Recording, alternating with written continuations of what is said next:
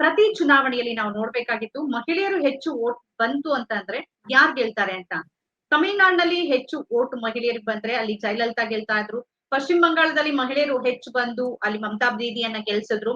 ಇಲ್ಲೂ ಕೂಡ ಚುನಾವಣೆಗಿಂತ ಮುಂಚೆ 10,000 ರೂಪಾಯಿ ಹಾಕಿದ್ದು. ಮಧ್ಯಪ್ರದೇಶದಲ್ಲಿ ಕಳೆದ ವರ್ಷ ಚುನಾವಣೆ ಸಂದರ್ಭದಲ್ಲಿ ಅಲ್ಲಿ ಲಾಡ್ಲಿ ಬೆಹನ್ ಹೆಸರಲ್ಲಿ 2,000 ರೂಪಾಯಿ ಹಾಕಿದ್ರು. ಅದು ಬಹಳ ಉಪಯೋಗ ಆಯ್ತು. ಅನಂತರದಲ್ಲಿ ಬಿಜೆಪಿ ನಾಯಕರೇ ಹೇಳಿದ್ರು ಮಹಿಳಾ ಮತದಾರರನ್ನ ಸೆಳೆದಿದ್ದು ಈ ಎಲ್ಲಾ ಕಾರ್ಯತಂತ್ರಗಳ ಮುಖಾಂತರ ಅದು ಪ್ಲಸ್ ಆಯ್ತು ಅಂತ ಅನ್ಸುತ್ತಾ? ಏನ್ ಅನ್ಸುತ್ತೆ ತಮ್ಗೆ ಈ ಎಕ್ಸಿಟ್ ಪೋಲ್ ಬಗ್ಗೆ?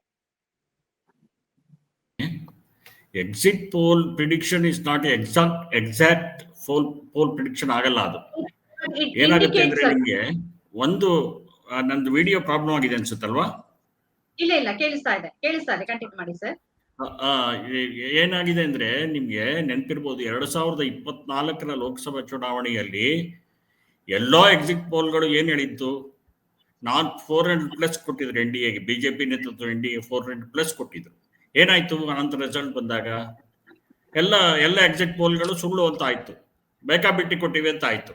ಸೊ ಈ ಸರಿನೂ ಕೂಡ ನಿಮ್ಗೆ ನೀವು ಹೇಳಿದ ಅಂಕಿಅಂಶಗಳು ನೋಡಿದ್ರೆ, ಎಕ್ಸಿಟ್ ಪೋಲ್ದ ಅಂಕಿಅಂಶಗಳು ನೋಡಿದ್ರೆ, ಫಲಿತಾಂಶವನ್ನ ನೀವು ಪ್ರೊಜೆಕ್ಟ್ ಮಾಡ್ತಿರೋದು ನೋಡಿದ್ರೆ, ಅಂದ್ರೆ ಬೇರೆ ಪ್ರೊಜೆಕ್ಟ್ ಮಾಡ್ತಿರೋದು ನೋಡಿದ್ರೆ ನನ್ಗನ್ಸುತ್ತೆ 2020 ಚುನಾವಣೆ ರಿಪೀಟ್ ಆಗ್ಬೋದು ರಿಸಲ್ಟ್. ಅಂದ್ರೆ close fight between NDA and ಇದು ಆಗ್ಬೋದು, ಇಂಡಿಯಾ ಬ್ಲಾಕ್ ಆಗ್ಬೋದು. ಬಟ್ ಯಾವ ಪೋಲ್ಸ್ ಕೂಡ ಇವೊಂದು ದೈನಿಕ್ ಭಾಸ್ಕರ್ ಕೂಡ ಯಾವ ಪೋಲ್ಸ್ ಒಂದು ಫೈಟ್ ಕೂಡ ಇಲ್ಲ ಅಂತ ಹೇಳ್ತಿದ್ದಾರೆ.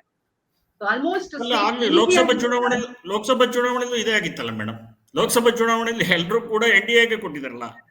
ಯಾರು ಈಗ ಇದು ಮಹಾಗಠಬಂಧನ್ ಇಂಡಿಯಾ ಬ್ಲಾಕ್ ಗೆಲ್ಲುತ್ತೆ ಅಂತ ಯಾರು ಕೊಟ್ಟಿದ್ರು? ಎಲ್ಲರೂ ಕೊಟ್ಟಿದ್ರು NDA ಗೆಲ್ಲುತ್ತೆ ಅಂತ. ಏನಾಯ್ತು ಇವತ್ತು JDU ಮತ್ತೆ ತೆಲುಗು ದೇಶಂ ಬಿಟ್ರೆ ಕೇಂದ್ರ ಸರ್ಕಾರ, ಮೋದಿ ಸರ್ಕಾರ ಪತನ ಆಗತ್ತೆ. ಇದನ್ನ ನಾವು ನೆನಪಲ್ಲಿ ಇಟ್ಕೊಂಡು ಮಾತಾಡ್ಬೇಕು. ಎಕ್ಸಿಟ್ ಪೋಲ್ ಯಾವಾಗ್ಲೂ ಎಕ್ಸಾಕ್ಟ್ ಆಗಿ ಇರಲ್ಲ. ಅದು ಯಾವಾಗ್ಲೂ ಒಂದು ಅಂದಾಜಿನ ಮೇಲೆ ಹೇಳ್ತಾರೆ ಅವರು, ನಿಖರವಾಗಿ ಹೇಳಕ್ ಆಗಲ್ಲ, ಯಾರಿಗೂ ಕೂಡ ಹೇಳಕ್ ಆಗಲ್ಲ. ಹಾಗಾಗಿ ಇದನ್ನ ನಾವು ಫೇಸ್ ವ್ಯಾಲ್ಯೂ ಅಂತ ತಗೋಬಾರ್ದು. ಇದನ್ನ ಬಂದ್ರು ಬರ್ಬೋದು, ಬರ್ದೇ ಇದ್ರು ಇರ್ಬೋದು ಅಂತ, ದಟ್ ಈಸ್ ಸೆಕೆಂಡ್ರಿ. ಆದ್ರೆ 2020 ಚುನಾವಣೆ ಅಲ್ಲಿ ಫಲಿತಾಂಶ ರಿಪೀಟ್ ಆಗ್ಬೋದು ಅಂತ ಅನ್ಸುತ್ತೆ ಮೇಡಮ್ ನನ್ಗೆ. ಅಲ್ಲ, ಬಟ್ ಆದ್ರೆ 2020ಕ್ಕೆ ಫಲಿತಾಂಶ ರಿಪೀಟ್ ಆಗಲ್ಲ ಅನ್ನೋದಕ್ಕೆ ಕೆಲವು ಇಂಡಿಕೇಶನ್ ಇದೆ. ನಾನು ಆಗ್ಲೇ ಹೇಳ್ದಂಗೆ ಪುರುಷರು ಮತ್ತು ಮಹಿಳೆಯರ ಮತದಾನದ ಪ್ರಮಾಣ ಇದೆಯಲ್ಲ, 7.5% ಹೆಚ್ಚಿನ ಮಹಿಳೆಯರು ಬಂದು ವೋಟ್ ಮಾಡಿದ್ದಾರೆ. ವೋಟಿಂಗ್ ಪರ್ಸೆಂಟೇಜ್ 2020ಕ್ಕೆ ನೀವು ಕಂಪೇರ್ ಮಾಡಿದ್ರೆ 15% ಹೈ. ಲಾಸ್ಟ್ ಟೈಮ್ 57% ಇತ್ತು, ಈಗ ಅದಕ್ಕಿಂತ ಜಾಸ್ತಿ ಇದೆ.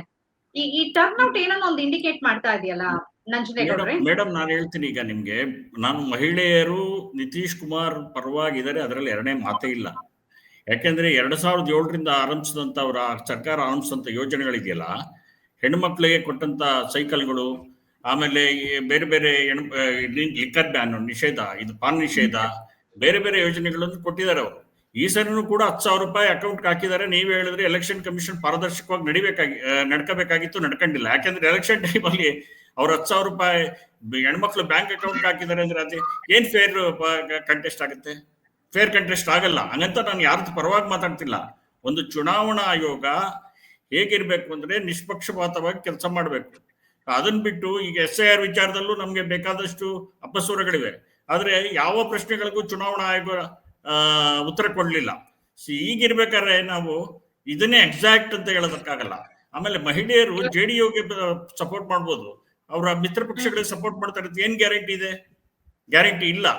JDU ನೋಡ್ಕೊಂಡು, ನಿತೀಶ್ ಕುಮಾರ್ ಮುಖ ನೋಡ್ಕೊಂಡು BJPಗೆ ಮತ್ತೆ LJPಗೆ ಅವರ ಮಿತ್ರ ಪಕ್ಷಗಳಿಗೆ ವೋಟ್ ಹಾಕ್ಬೋದು. ಆದ್ರೆ ಎಕ್ಸಾಕ್ಟ್ ಆಗಿ ಹಿಂಗೆ ಆಗುತ್ತೆ ಅಂತ ಈಗಲೇ ಹೇಳಕ್ ಸಾಧ್ಯ ಇಲ್ಲ ಮೇಡಮ್. ಬಟ್ ಮಹಿಳೆಯರು ಜಾಸ್ತಿ ಸಂಖ್ಯೆಲ್ಲ ವೋಟ್ ಹಾಕಿದ್ದಾರೆ, ಅದು ಅವ್ರಿಗೆ ಅನುಕೂಲ ಆಗ್ಬೋದು JDUಗೆ. ಆದ್ರೆ ಮುಖ್ಯಮಂತ್ರಿ ಅಭ್ಯರ್ಥಿ ಅಂತ ಹೇಳಿ ಅವರು ನಿತೀಶ್ ಕುಮಾರ್ನ ಪ್ರೊಜೆಕ್ಟ್ ಮಾಡ್ಲಿಲ್ಲ. ಎಕ್ಸೆಪ್ಟ್ LJP ಮತ್ತೆ ಮತ್ತೊಂದು ಪಕ್ಷದ ಇವರು ಹೇಳಿದ್ ನೋಡಿದ್ರೆ ಯಾರು ಹೇಳಿಲ್ಲ. ಅಮಿತ್ ಶಾ ಹೇಳಿಲ್ಲ, ಮೋದಿ ಅವ್ರು ಹೇಳಿಲ್ಲ. ಅವ್ರ ನೇತೃತ್ವದಲ್ಲಿ ಎಲೆಕ್ಷನ್ ಹೋಗ್ತೀವಿ ಅಂದ್ರು, ಆದ್ರೆ ನಾವು ಇವ್ರನ್ನೇ ಮುಖ್ಯಮಂತ್ರಿ ಮಾಡ್ತೀವಿ ಅಂತ ಎಲ್ಲೂ ಭರವಸೆ ಕೊಡ್ಲಿಲ್ಲ ಮೇಡಮ್. ಹಂಗಾಗಿ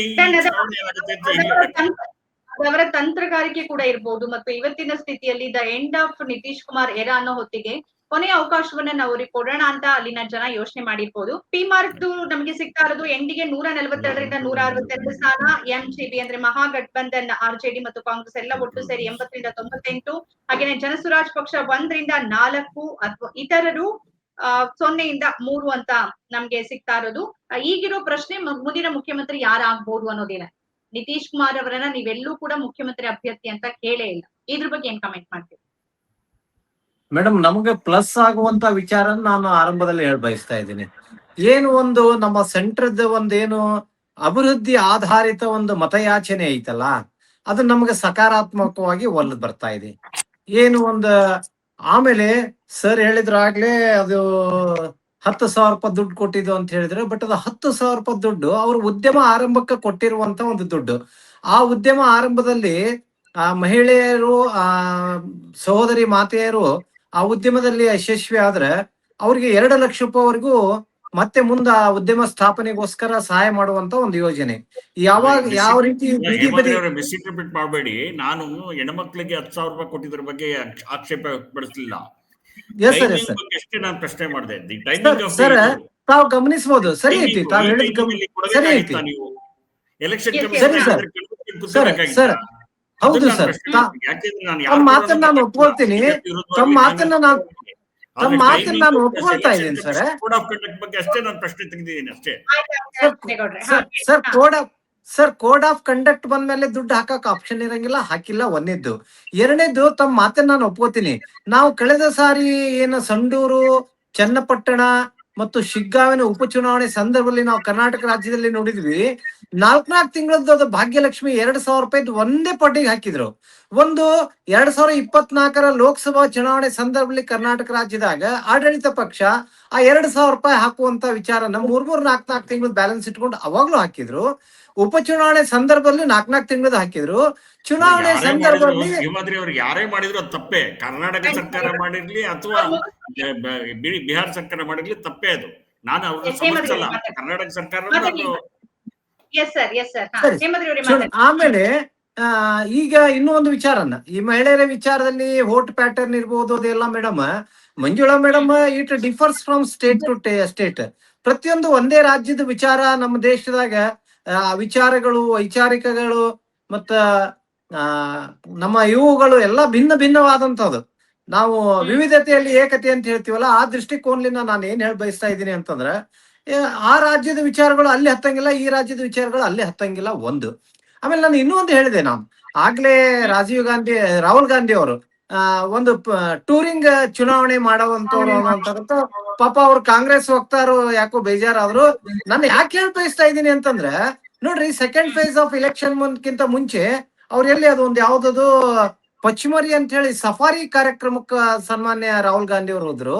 ಆಮೇಲೆ ನಿನ್ನೆ ಎಲ್ಲೋ ಮಸ್ಕತ್ಗೆನೋ ಹೋದ್ರು ಅಂತ ರಿಪೋರ್ಟ್ ಇದೆ. ಸನ್ಮಾನ್ಯ ಪ್ರಿಯಾಂಕಾ ಗಾಂಧಿ ಅವರು ನ್ಯೂಯಾರ್ಕಿಗೆ ಹೋದ್ರು ಅಂತ ಇದೆ. ಇವ್ರು ಯಾವ ರೀತಿ ಜನರ ಜೊತೆ ಬೆರೀತಾರ ನೋಡಿ. ಇದು ಬಾದ್ಶಾಗಳು ಏನು ರಾಜಶಾಹಿ ಅನ್ನುವಂತ ಒಂದು ಸಂಸ್ಕೃತಿಯವರು ಇರೋದ್ರಿಂದ ಅಂದ್ರೆ ನಾವು ಟೀಕೆ ಮಾಡಿ ಬಯಸಂಗಿಲ್ಲ. ಅವ್ರದ್ದು ವ್ಯವಸ್ಥೆ ನಾನು ಹೇಳಿ ಬಯಸ್ತಾ ಇದ್ದೀನಿ. ಅದು ಅವ್ರ ಇಚ್ಛೆ. ಅದು ಆಮೇಲೆ ಮಾಧ್ಯಮದವ್ರು ಕೂಡ ನಮಗ್ ಪ್ಲಸ್ ಏನು ಅಂತಂದ್ರೆ, ಇನ್ನೊಂದು ಪ್ಲಸ್ ಹೇಳ್ತೀನಿ, ಇನ್ನೊಂದು ಪ್ಲಸ್ ಹೇಳಿ ಬಯಸ್ತಾ ಇದ್ದೀನಿ ಮೇಡಮ್. ಮಾಧ್ಯಮ ಮಿತ್ರರು ಎಲ್ಲಾ ಕಡೆ ಹೇಳ್ತಾ ಇದ್ರು. ಏನ್ ಹೇಳ್ತಾ ಇದ್ರು ನಿಮಗೆ ಕೇಳಿಸಿದ್ಯಾ? ಬಿಹಾರದಲ್ಲಿ ನಿಮ್ಗೆ ಕಾಂಗ್ರೆಸ್ ಅಲ್ಲ, ನಿಮ್ಮ ಎದುರಾಳಿ ಪ್ರಮುಖವಾಗಿ RJD ಇದ್ದಿದ್ದು ಅಲ್ವಾ? RJDನೇ ಮುಖ್ಯಮಂತ್ರಿ ಅಭ್ಯರ್ಥಿ. ಕಾಂಗ್ರೆಸ್ಗಿಂತ ಹೆಚ್ಚು ನಿಮ್ಗೆ ಎದುರಾಳಿ ಇದ್ದಿದ್ದ RJD. ಹೌದು ಮೇಡಮ್, ಕಾಂಗ್ರೆಸ್ ಇಲ್ವೇ ಇಲ್ಲ, ನೆಲೆನೇ ಇಲ್ಲ. ಆದ್ರೆ ಕಾಂಗ್ರೆಸ್ ನೆಲೆ ಇಲ್ಲ ಅಂತ ಹೇಳಿ ನೀವು ಪಲಾಯನ ಮಾಡಬಾರ್ದಲ್ಲ. ಕಳೆದ ಸಾರಿ ಕೇವಲ 19 ಸೀಟ್ ತಗೊಂಡಾರ. ಹೌದು. ಆಮೇಲೆ ಏನು ಲೆಫ್ಟ್ ಪಾರ್ಟೀಸು 16 ತಗೊಂಡಿದ್ದಾರೆ ಮೇಡಮ್. ನಿಮ್ಗೆ ಗೊತ್ತಿರ್ಲಿ, ಅವ್ರು 16 ತಗೊಂಡ್ರ ರಾಷ್ಟ್ರೀಯ ಪಕ್ಷ ಕಾಂಗ್ರೆಸ್, ಇವತ್ತು ಕಮ್ಯುನಿಸ್ಟ್ ಪಕ್ಷ, ಎಲ್ಲಿಯೂ ನೆಲೆ ಇಲ್ಲಾರ್ದಂತ ಕಮ್ಯುನಿಸ್ಟ್ ಪಕ್ಷ ಕಳೆದ ಚುನಾವಣೆಯಲ್ಲಿ ಬಿಹಾರದಲ್ಲಿ 19 ಸ್ಥಾನಗಳನ್ನು ಪಡ್ಕೊಂಡಾರ. ಕಾಂಗ್ರೆಸ್ ಪಕ್ಷ 16 ಸ್ಥಾನ ಪಡ್ಕೊಂಡದ. ಆಮೇಲೆ ನಾವು ನಿತೀಶ್ ಕುಮಾರ್ ಅವ್ರಿಗೆ ಕಳೆದ ಬಾರಿ ನಾವು 75 ಸೀಟ್ ತಗೊಂಡ್ರು ಕೂಡ ನಾವು ನಿತೀಶ್ ಕುಮಾರ್ ಅವ್ರನ್ನ ನಾವು ಎಲ್ಲೂ ದೂರ ಮಾಡ್ಲಿಲ್ಲ. ಅವರನ್ನೇ ನಾವು ಮುಖ್ಯಮಂತ್ರಿ ಅಂತ ಒಪ್ಕೊಂಡಿದ್ದೀವಲ್ಲ ಮೇಡಮ್. ನಮ್ಗೆ NDA ಸರ್ಕಾರದಾಗ ಯಾವಾಗಲೂ ನಾವು ಮಿತ್ರ ಪಕ್ಷಗಳೊಂದಿಗೆ ಏನು ಕಳೆದ ಸಾರಿ 2019 302 ಸೀಟ್ ನಮಗೆ ಬಂದಿದ್ರು ಕೂಡ ನಾವು ಎಲ್ಲೂ ಕೂಡ ನಮ್ಮ ಮಿತ್ರ ಪಕ್ಷಗಳನ್ನ ದೂರ ಇಡ್ಲಿಲ್ಲ. ನಾವೇ 3 ಇದೀವಿ ಅಂತ ಹೇಳಿ ಎಲ್ಲಾ ಅಂಗ ಪಕ್ಷಗಳನ್ನ ನಾವು ಸರಿಯಾಗಿ ಜೋಡಿಸ್ಕೊಂಡು ಹೋದ್ವಿ. ಇದಕ್ಕೆ ನಮ್ಗೆ ಅಡಿಪಾಯ ಏನಂದ್ರೆ ಅಟಲ್ಜಿ ಅವರ ಏನ ಹಿಂದ ಇಷ್ಟು NDA ಸರ್ಕಾರಗಳನ್ನ 13 ತಿಂಗಳ ಸರ್ಕಾರದಾಗ ಮಾಡ್ಕೊಂಡಾಗ ಅದೇ ಆಧಾರದ ಮೇಲೆ ನಾವ್ ಇವತ್ತು ನಡೀತಾ ಇದ್ದೀವಿ ಮೇಡಮ್. 2019ರಲ್ಲಿ ನಿಮ್ಮ ಮೈತ್ರಿ ಪಕ್ಷದ ಎಷ್ಟು ನಾಯಕರಿಗೆ ನೀವು ಮಂತ್ರಿಗಿರಿ ಕೊಟ್ಟಿದ್ರಿ? ಈಗ ನಾವು ಅಲಕ್ಷ್ಯ ಮಾಡ್ಲಿಲ್ಲ ಮೇಡಮ್. ನಾವೇನ್ ಹೇಳ್ತಾ ಇದೀನಿ ಅಂದ್ರ ಸರಿಯಾಗಿ ನಾವು ಕೊಟ್ಟಿದೀವಿ. ಅದನ್ನ ನಾನು ಅಷ್ಟೇ ಹೇಳ್ತೀನಿ ಹೋಲಾಗಿ. ನಾನು ಇಂಡಿವಿಜುವಲಿ ಹೇಳಿ ಬಯಸಂಗಿಲ್ಲ. ಅಲ್ಲಿ ಯಾರು ಅಸಮಾಧಾನ ಇರ್ಲಿಲ್ಲ. ನಾವು ಸ್ಪಷ್ಟವಾಗಿ ನಮ್ ಬಹುಮತ ಅಂತ ಹೇಳಿ ನಾವು ಯಾರನ್ನು ಅಲಕ್ಷ್ಯ ಮಾಡ್ಲಿಲ್ಲ ಅಂತ ನಾನು ಹೇಳಿ ಬಯಸ್ತಾ ಇದ್ದೀನಿ. ಅಲಕ್ಷ್ಯ ಮಾಡಿಲ್ಲ ಅಂತ ನಾನು ಹೇಳಿ ಬಯಸ್ತಾ ಇದ್ದೀನಿ. ಆಮೇಲೆ ನಮ್ಗೆ ಇನ್ನೊಂದು ಪ್ಲಸ್ ಪಾಯಿಂಟ್ ಏನು ಅಂತಂದ್ರೆ, ನಾನು ಆಗ್ಲೇ ಹೇಳಿದೆ, ದೇಶಾದ್ಯಂತ ಎಲ್ಲಾ ಮಾಧ್ಯಮ ಮಿತ್ರರು ಏನ್ ಹೇಳ್ತಾ ಇದಾರ ಅಂತಂದ್ರೆ, ಇವ್ರಿಗೆ ಏನು RJD ಮತ್ತು ಕಾಂಗ್ರೆಸ್ ಈ ಅಲಯನ್ಸ್ ಮಹಾಗಠಬಂಧನ್ ನಲ್ಲಿ ಕೋಆರ್ಡಿನೇಷನ್ ಇರ್ಲಿಲ್ಲ ಅಂತೇಳಿ ಕೇವಲ ಭಾರತೀಯ ಜನತಾ ಪಕ್ಷದವ್ರು ಹೇಳ್ತಾ ಇಲ್ಲ ಮೇಡಮ್. ಇಡೀ ದೇಶಾದ್ಯಂತ ಮಾಧ್ಯಮ ಮಿತ್ರರೇ ಹೇಳ್ತಾ ಇದಾರ. ಅವ್ರು ಅವಲೋಕನ ಮಾಡಿ ಮಾತಾಡ್ತಾರಲ್ಲ, ಇದು ಒಂದು ಭಾಗ. ನಮ್ದು ಸುಶಾಸನ, ನಾವು ಕೊಟ್ಟಂತದ್ದು ಸುಶಾಸನ ಜನರಿಗೆ ಲೈಕ್ ಆಗಿದೆ. ಸರಿ ಸರಿ ಸರಿ, ಓಕೆ ಡನ್ ಸರ್, ಮಾತಾಡ್ತೀವಿ. ಒಂದೇ ನಿಮಿಷ. ಈ ಚುನಾವಣೆ ಮುಂದಿನ ಅಂದ್ರೆ 2026ರ ಮೊದಲ ಭಾಗದಲ್ಲೇ ಎದುರಾಗುವ ದೇಶದ ಒಟ್ಟು 4-5 ರಾಜ್ಯಗಳ ವಿಧಾನಸಭೆ ಚುನಾವಣೆಗಳಿಗೆ ದಿಕ್ಸೂಚಿ ಅಂತ ಕರಿತೀರಾ. ಅದರಲ್ಲೂ ನಿಮ್ ಪಶ್ಚಿಮ ಬಂಗಾಳದ ಮೇಲೆ ಕಣ್ಣಿದೆ. ಕೇರಳ ಮತ್ತು ತಮಿಳುನಾಡು ಕೂಡ ಇದೆ, ಅಸ್ಸಾಂ ಕೂಡ ಇದೆ. ಆದ್ರೆ ಪಶ್ಚಿಮ ಬಂಗಾಳ ಕಳೆದ ಬಾರಿ ಕಳ್ಕೊಂಡ್ರಿ ನೀವು, ಬಹಳ ದೊಡ್ಡ ಪ್ರಯತ್ನವನ್ನ ಹಾಕಿಯೂ ಕಳ್ಕೊಂಡ್ರಿ ಕೋವಿಡ್ ಹೊತ್ತಲ್ಲಿ. ಇದು ದಿಕ್ಸೂಚಿ ಅಂತ ಪರಿಗಣಿಸ್ತೀರಾ, ಹೇಗೆ? ಮೇಡಮ್, ನಾವು ಪಶ್ಚಿಮ ಬಂಗಾಳದ ಕಳೆದ ಸಾರಿಗಿಂತ ಪೂರ್ವದಲ್ಲಿ 21ಕ್ಕಿಂತ ಪೂರ್ವದಲ್ಲಿ ನಮ್ಮ ಸ್ಥಾನ ಇದ್ದಿದ್ದು ಕೇವಲ 8 MLAಗಳಲ್ಲಿ. ಆದ್ರೆ ಕಳೆದ ಚುನಾವಣೆಗೆ 21 ಚುನಾವಣೆಗೆ ನೇರವಾಗಿ ನಾವು 80 ಸರೌಂಡಿಂಗ್ 80 ಸೀಟ್ಸ್ ಬಂದಿದ್ದೀವಿ.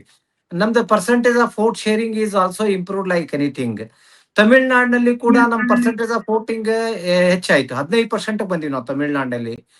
ತೆಲಂಗಾಣದಲ್ಲಿ percentage of vote sharing is improved very rapidly improve ಆಗಿದೆ. ಸೊ ಈ ಚುನಾವಣೆ ನಾನು ಮುಂದಿನದಕ್ಕೆ ದಿಕ್ಸೂಚಿ ಅಂತ ನೇರವಾಗಿನೂ ಹೇಳಕ್ ಆಗಂಗಿಲ್ಲ, ಇಲ್ಲ ಅಂತಾನು ಹೇಳಲಿಕ್ಕೆ ಆಗಂಗಿಲ್ಲ. ಅಲ್ಲಿಯ ಸ್ಥಳೀಯ ಸಮಸ್ಯೆಗಳ ಮೇಲೆ ಒಂದು ರಾಷ್ಟ್ರೀಯತೆ ಆಧಾರದ ಮೇಲೆ ಈ ಸಾರಿ ಬಿಹಾರದಲ್ಲಿ ಒಂದು ನುಸುಳುಕೋರರ ವಿಚಾರಕ್ಕ ಇದು ಒಂದ್ ಸ್ವಲ್ಪ, ಅದು ಕೂಡ ಒಂದು ಚುನಾವಣೆ ಒಂದು ಇಶ್ಯೂ ಆಗಿತ್ತು ಮೇಡಮ್, ತಾವೆಲ್ಲ ಗಮನಿಸಿರ್ಬೋದು. ಹಿಂಗ ಈ ಕೆಲವೊಂದು ರಾಜ್ಯದಲ್ಲಿ ಕೆಲವೊಂದು ವಿಚಾರಗಳು, ಆಮೇಲೆ ಅವಾಗಿನ ಕಂಪಲ್ಷನ್ಸ್, ಸ್ಥಳೀಯ ಸಮಸ್ಯೆಗಳ ವಿಚಾರದಾಗ, ಆಮೇಲೆ ರಾಜಕೀಯ ಪಕ್ಷಗಳ ಹೊಂದಾಣಿಕೆ ಮೇಲೆ.